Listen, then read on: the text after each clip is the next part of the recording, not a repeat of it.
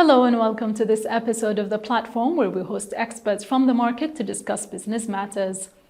Food security is a top priority to countries around the world, especially in light of challenges such as instability in some countries, climate change, and the disruption in the supply chain. In Bahrain, the government has taken long strides to ensure food security and self-sufficiency. But what about the private sector, and what role does it play? To answer this question and more, we are pleased to be joined in the studio by the Director of Lulu Hypermarket, Mr. Juzer Rupawala. But first, to this report. Food security, the way I see it, is a shared responsibility.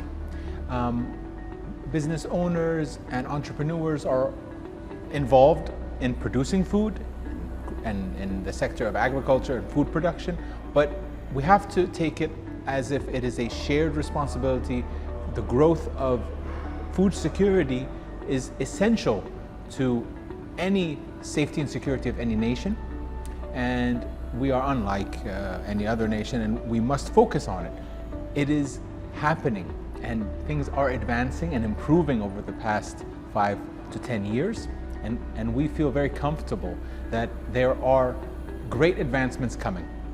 For example, the Chamber of Commerce and the Food Security Committee is working closely with food producers to link them with the organizations, the government sectors that they need to work with closely to strengthen their organizations. The past few years, the government sectors have advanced themselves in focusing on food security and allocating the responsibilities for food security to the relevant departments. These are all things that are happening. But like I said, if everyone thinks about it together, we can achieve our goal together. Bahrain has always been rich in human capital, in knowledge, in experience, and in hard work. Bahrainis are not scared of working hard and achieving our goals. As long as we link the food producers and the farmers with the businesses that they need to work with to advance their jobs and their opportunities, then we will reach success. And that's our goal in the Chamber of Commerce, is to make sure that that chain is unbroken and can be smoothly, the path can smoothly be walked on to reach the goal.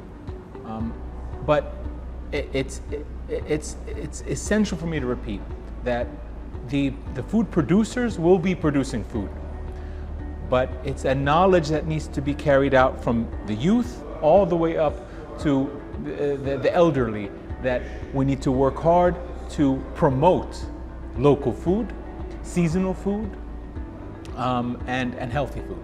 And if we do that, we'll be just fine.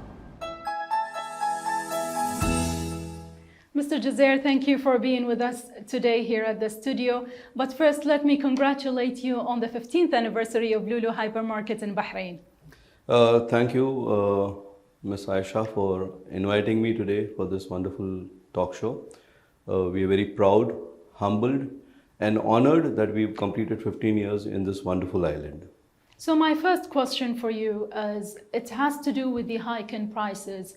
So how do you deal with the sudden disruption in the supply chain, especially in light of instability in some countries and natural disasters? How do you maintain a stock, and how do you secure your supply chain? It's a very valid question, and this is a question where everyone is asking today. Corona, COVID taught us how to live in troubled times. All of us went through this situation, and then the instability is what is happening around the world today. Our mission was always to make sure that the goods are available on the shelf, and putting that as a priority and working with the governments very closely. What we have done is we have supply offices, procurement offices across the world, and that becomes a direct mode of supply chain for us. So no matter what the problems happening around, we are securing food products and essential commodities for all our stores across the Gulf, especially in Bahrain. We make sure that products are always available at any given point of time, and this is one easy way of managing supply chain. And you have to keep having the pulse of the market. You need to see what's happening where and plan accordingly. Today customers panic when the shelves start getting empty, and we don't want that to happen. We never, in our 15 years, have allowed it to happen. Especially in times like COVID and all, that was a necessity.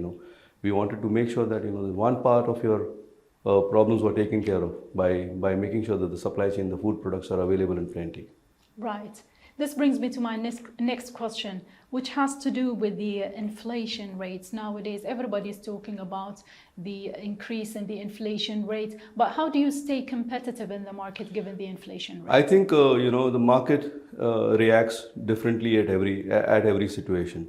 Today we are going through this, but I want to mostly commend the government, the institution, and the leadership of Bahrain of how they are tackling this problem right from the top. It's not that it's a people's problem. It's a united. We are in Bahrain. What we see is we are approaching it unitedly. The Chamber of Commerce is working very closely with the traders. They've become the mouthpiece, and they've become eyes and ears for the market. So you have to handle inflation the way it happens in every country.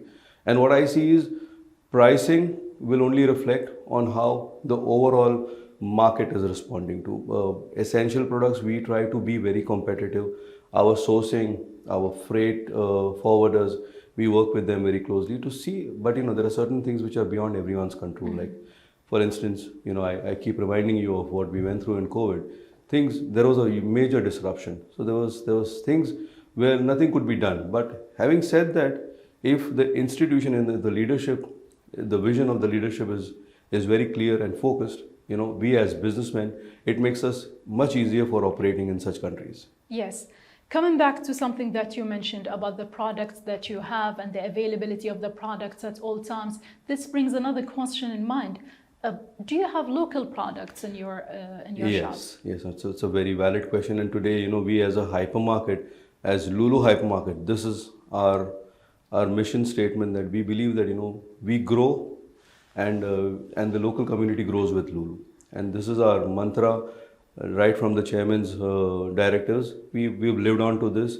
Today we are very proudly supporting all the SMEs in Bahrain through various efforts taken by the Ministry of Industry and Commerce. We are partnering with the National Institute of Agricultural Development. We work with farmers. We work with any brands who have a potential and a promise, not only to bring them on board in Lulu hypermarkets in Bahrain, but also we take them across our outlets in Lulu. For instance, we have some major brands today which we have taken them much more beyond Bahrain, and they are seeing success, and they have become part of our growth also. So we take this as our responsibility to support the SMEs. And today, I don't have the exact number, but we have a sizable presence of SMEs, and we keep introducing them whenever the brands are necessary. Right. But how do you see customers' demand for local produce? So, what our intention today, and this is what we tell the startups, so to say, or the new brands, upcoming Bahraini brands, we have only one piece of information or advice, if I may say, to give them is, they have to be in line with the international competition.